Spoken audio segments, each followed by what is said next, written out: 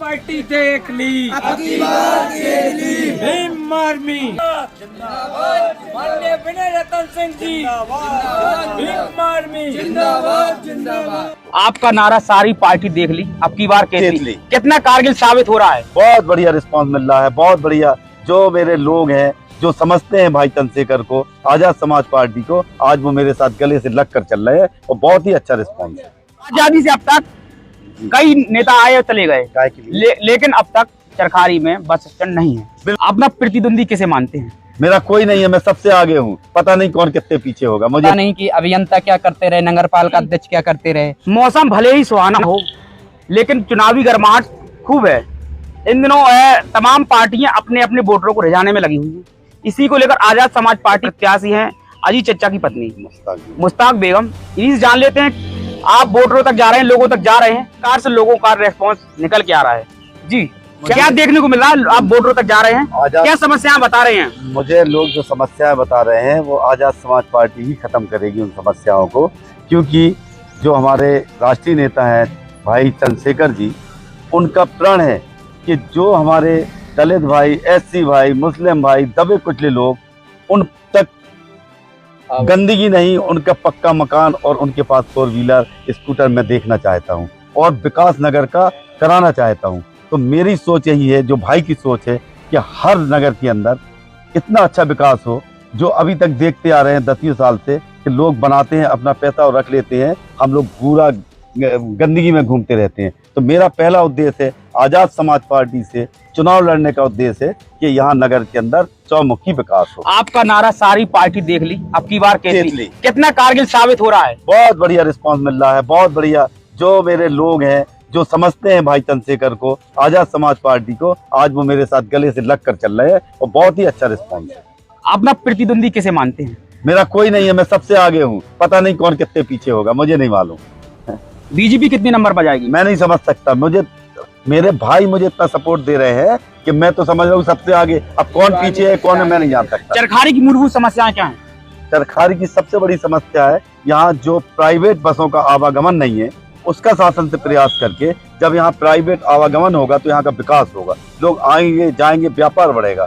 दूसरा बात, यहाँ ये मिनी कश्मीर बुंदेलखंड का कहा जाता था, यहाँ पे कोई आदमी इंटरेस्ट नहीं लेता। हम जितना कोशिश करके सरकार से कह के यहाँ पे जो मिनी कश्मीर कहा गया और यहाँ के विकास के लिए, यहाँ रोजगार के लिए पूरा प्रयास करूंगा। भाई चंद्रशेखर से भी कहूंगा कि आप शासन प्रशासन से आवाज लगाकर चरखारी के लिए, बुंदेलखंड के लिए, विकास के लिए कुछ कराएं।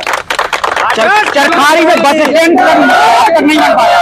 आजादी से अब तक कई नेता आए और चले गए, लेकिन अब तक चरखारी में बस स्टैंड नहीं है। बिल्कुल बिल्कुल, ये यहाँ 2 बार बस स्टैंड की प्रयास किया गया, मगर कुछ लोग यहाँ ऐसे हैं जो चाटुकारिता करते हैं, जो विकास में बाधा डालते हैं, वो यहाँ पे नहीं अच्छा देखना चाहते। मेरा पहला प्रयास होगा कि चरखारी का बस स्टैंड एक साफ सुथरी जगह, खुली जगह पे बने। ये मेरा पहला प्रयास होगा। आपके साथ स्टार प्रचारक दीपेन भारती जी भी हैं। बिल्कुल। कितना लोगों का रेस्पॉन्स निकल के आ रहा है जिस साथ जा रहे हैं आपके? मेरे साथ में भारती जी का और भाई आकाश भाई का जब से मेरे साथ आए हैं, मुझे दुगना रिस्पॉन्स दिखने लगा। दीपेन जी, आप भी एक स्टार प्रचारक बन के आए हैं, भाई के साथ प्रचार करने जा रहे हैं, लोगों का क्या रुझान देखने को मिल रहा है? बहुत अच्छा रिस्पांस है, और जो हमारा उद्देश्य है कि जन जन तक भीम आर्मी को स्थापित करना, आजाद समाज पार्टी को स्थापित करना, तो हमारे साथ इतने लोग समर्थन में इस समय चरखारी के रामनगर गांव में आए हैं, जो कि नगरपालिका चरखारी में आता है ये गांव। और यहाँ हमने देखा कि सड़कें बहुत खराब ही, यहाँ की पता नहीं कि अभियंता क्या करते रहे, नगरपालिका अध्यक्ष क्या करते रहे। अभी हमने रामनगर को घूमा तो सड़कें बड़ी कीचड़ से भरी हुई हैं। तो हमारे जो अजीज भाई हैं मुख्तार बेगम जी, क्या मांग है लोगों की आपसे? सबसे बड़ी मैंने यहाँ मांग देखा शिक्षा, बेरोजगारी, और सबसे बड़ी हमने देखा कि यहाँ नाली फूटी पड़ी हुई हैं, रास्ते बहुत खराब हैं, जिससे कि आनागमन और भारी वाहन नहीं जा सकता। सरकार द्वारा स्वच्छता मिशन को लेकर के जगह जगह सफाई व्यवस्था करवाई जा रही है, आप कह रहे हैं कि गंदगी है? हाँ बिल्कुल, जाति के नाम पर भी गंदगी है, जाति के नाम पर शोषण किया जाता है। क्या ये गंदगी नहीं है? जाति के नाम पर अत्याचार किया जाता है, जाति के नाम पर बलात्कार किए जाते हैं, क्या ये अत्याचार नहीं है? इस पर क्यों नहीं सरकार ध्यान दे रही है? ये भीम आर्मी, भारत एकता मिशन, आज़ाद समाज पार्टी जहाँ भी बहुजन समाज के साथ शोषण अत्याचार होगा वहाँ कंधे से कंधा मिलाकर उनको न्याय दिलाया जाएगा। अजीत जी, क्या मांग लोगों से आप किस प्रकार की अपील करना चाहेंगे? मैं लोगों से यही अपील करना चाहूँगा, जो मेरे भाई दबे कुचले लोग, एससी वर्ग के लोग या जिनके साथ अन्याय अत्याचार होता है, उसको भाई चंद्रशेखर जी के साथ में, अपनी टीम के साथ में युद्ध स्तर पर युद्ध करूंगा कि आप इस गंदगी को हटाइए। अगर हमारी माताओं बहनों के साथ में कोई भी अत्याचार होता है तो उसको जमीन से लेके हम लोग हिंदुस्तान तक लड़ाई लड़ेंगे उनके लिए, कि उनको न्याय मिलना चाहिए। इसकी लड़ाई लड़ूंगा, चरखारी के विकास के लिए लड़ाई लड़ूंगा और चरखारी में शिक्षा के लिए लड़ाई लड़ूंगा। ये हमारा मेन उद्देश्य। भीम आर्मी के जिलाध्यक्ष रहे आकाश रावत जी हमारे साथ हैं। आकाश जी, आज अपनी आप टीम को लेकर के चरखारी अजीत जी के प्रचार में आए हुए हैं, कैसे लोगों तक आप अपना खाका जो चुनावी खाका है पहुंचा रहे हैं, किस प्रकार से बातें कर रहे हैं? सर, सब में और हम में सिर्फ फर्क यही है कि सब बातें करते हैं और हम काम करके दिखाते हैं। आज ना ही महोबा जिले में, संपूर्ण भारत में कहीं भी SC ST OBC माइनॉरिटी किसी के खिलाफ कोई शोषण अत्याचार होता है तो सब बातें करते हैं, लेकिन आज़ाद समाज पार्टी और भीम आर्मी का एक एक कार्यकर्ता उस लड़ाई को मजबूती से लड़ता है।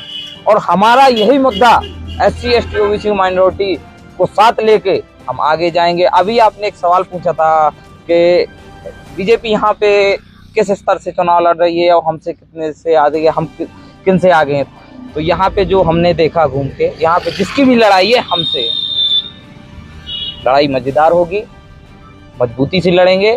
और ये जो हमारा नारा सारी पार्टी देख ली, अब की बार केतली, इस नारे के साथ SC ST OBC और माइनॉरिटी के साथ बड़ी बहुमत से मुश्ताक बेगम जी, पत्नी अजीत खान जी यहाँ से जीत दर्ज करेंगी और आप देखें। देखिए, लोगों की बात की जाए तो लोग कह रहे हैं कि नेता चुनाव आ गया तो नेता घर घर आ रहे हैं, चुनाव बाद कहीं भी कोई नेता दिखाई नहीं देता।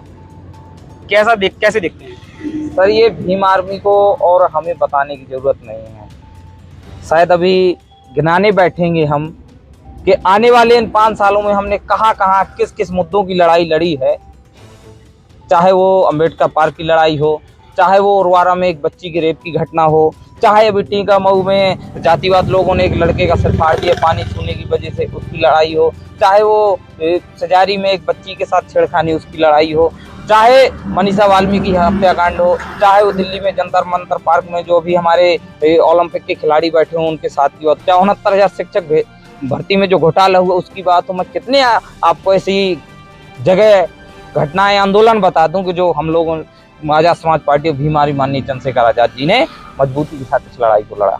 अजीत जी की पत्नी और आपकी प्रत्याशी जीतती है तो किस प्रकार से विकास करेगी चरखारी का? सर, अभी रामनगर में जो हमने देखा, सड़कें नहीं हैं, कई प्रधानमंत्री आवास योजना जो उसके तहत बहुत लोगों को आवास नहीं मिले, और जो चेयरमैन आप बने तो वो रिमोट कंट्रोल चेयरमैन बने, कि चेयरमैन तो वो बन जाते हैं लेकिन चलाता कोई और है। लेकिन इस बार आज़ाद समाज पार्टी और भीम आर्मी की अगर जो प्रत्याशी यहाँ से जीतती हैं तो आप देखिएगा, सिर्फ नाम से ही नहीं, चरखारी को बुंदेलखंड का कश्मीर हम बना कर देंगे। कहा जा रहा है कि आपका प्रत्याशी भी रिमोट वाला है। आज़ादी है सबको कहने की, आरोप लगाना आसान है। माननीय चंद्रशेखर आजाद जी कहते हैं आरोप लगाना आसान है, सिद्ध करना बड़ा मुश्किल है। बहुत बहुत धन्यवाद। ये आज़ाद समाज पार्टी के तमाम कार्यकर्ता हैं और प्रत्याशी के पति भी हैं। इन्होंने अपनी बात को बड़ी स्पष्ट तौर पर रखा है। कैमरा पर्सन जीवन कुमार के साथ मैं धर्मेंद्र कुमार महोबा।